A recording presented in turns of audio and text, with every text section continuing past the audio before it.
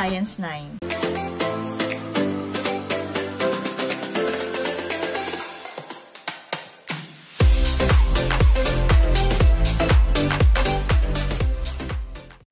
When you were in grade 8, you learned that cells divide to produce new cells. And meiosis is one of the processes producing genetic variations in Mendelian theory or Mendelian patterns of inheritance. Today, in your grade 9, you will be focusing on describing the location of genes in chromosomes, and you will explain the different patterns of non-Mendelian inheritance, and you will describe the molecular structure of the DNA. We're all aware that Gregor Mendel is the father of genetics, and Gregor Mendel's principles form the base of understanding the heredity and genetics. However, although Mendel's work failed to discuss thoroughly the factors or genes he mentioned in his laws of inheritance, his findings prompted other scientists to discover or to do more researches about the genetics and heredity. So there are several researches were conducted after the discovery of Gregor Mendel. Are you familiar with Walter Sutton? Yes. And how about Tudor Boveri? So these two scientists also became successful and became popular because they found the best evidence that an inherited trait is determined by chromosomes. And the chromosome theory of inheritance explains that genes are in the chromosomes. In the Mendelian pattern of inheritance, the effects of the recessive gene are not observed when the dominant gene is present. In this lesson, you will find out that certain traits do not follow the Mendelian theory of inheritance. So today we will be discussing about the incomplete dominance, codominance, and multiple alleles. Okay, so let us describe incomplete dominance. So when we say incomplete dominance, it is a heterozygote that shows a phenotype that is intermediate between the two homozygous phenotypes. Ibig sabihin, neither allele is dominant over the other. Walang dominant at walang recessive. Paano yun? Okay, so an example of an incomplete dominance is the flower color in the 4 o'clock plant, like those shown in this figure. Let's say, for example, pinag-combine natin yung isang flower color in 4 o'clock plant, like, let's say, for example, white, a pure white, and a pure red. So, nag-combine. Ang pangalan kasi ng bulaklak nito is 4 o'clock plant. So, nag-combine si red at saka si white. Diba kung natatandaan nyo, if you can still remember our topic when you were in grade 8 sa Mendelian theory of inheritance or pattern of inheritance, pag nag-combine si red at saka si white, may isang mag-a-appear doon sa offspring niya. Which is, kung sino yung mag-appear, ibig sabihin, yun yung dominant trait. But this time, kabaliktaran ito sa incomplete dominance. Kaya nga sinabi dito na neither allele is dominant over the other. Ibig sabihin, wala tayong masasabing recessive at wala ding dominant. So, ibig sabihin, pag nag-combine si white, si pure white at saka si pure red, walang lalabas na white at wala ding lalabas na red. So, ano ang lalabas? So, do you think the alleles blended to make pink? Yes, that's the right answer.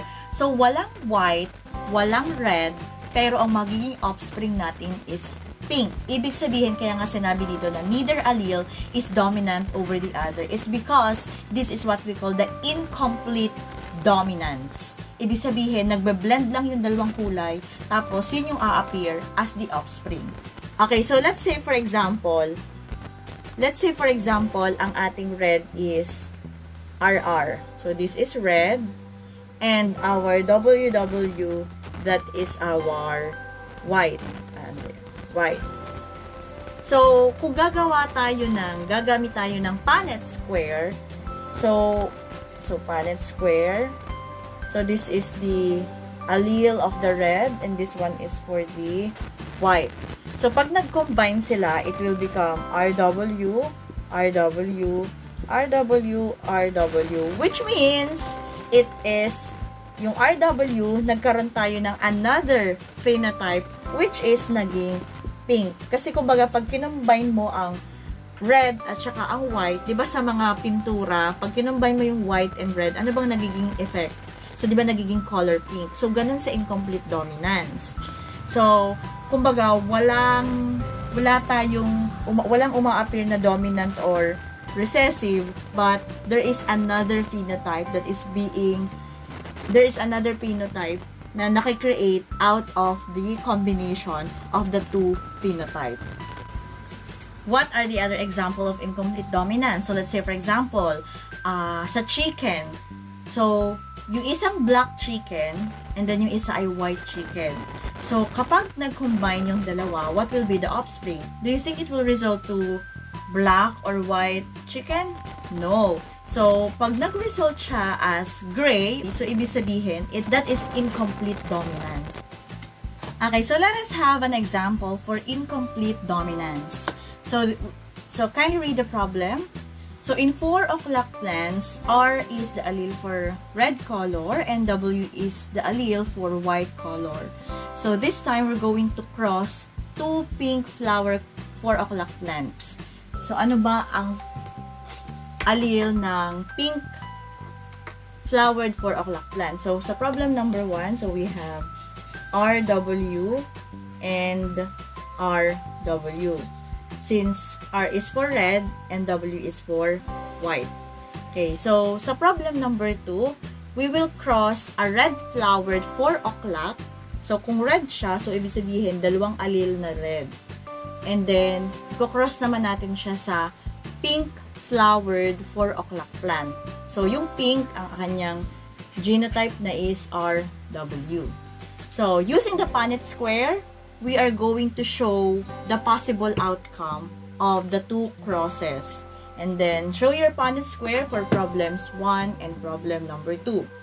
Okay, so, again, sa problem number 1, 2 pink flowered 4 o'clock plants will be crossed. Problem number 2, red and pink. So, let us make a Punnett square. So, saan natin inilalagay yun? So, dito ang R, W, and then this one is R, W. And sa kabilang side, ay meron naman tayong kabilang side, so we have R, and then R, W. So, sa Punnett square, ano ang ginagawa?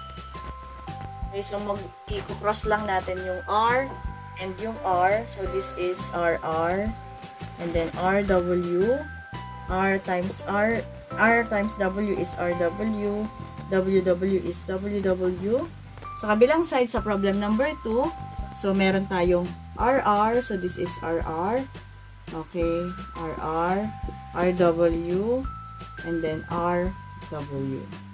Okay, so ito ang result ng ating Punnett square. Now, ang question is, how many types of gametes will each parent produce in number 1? How about in number 2?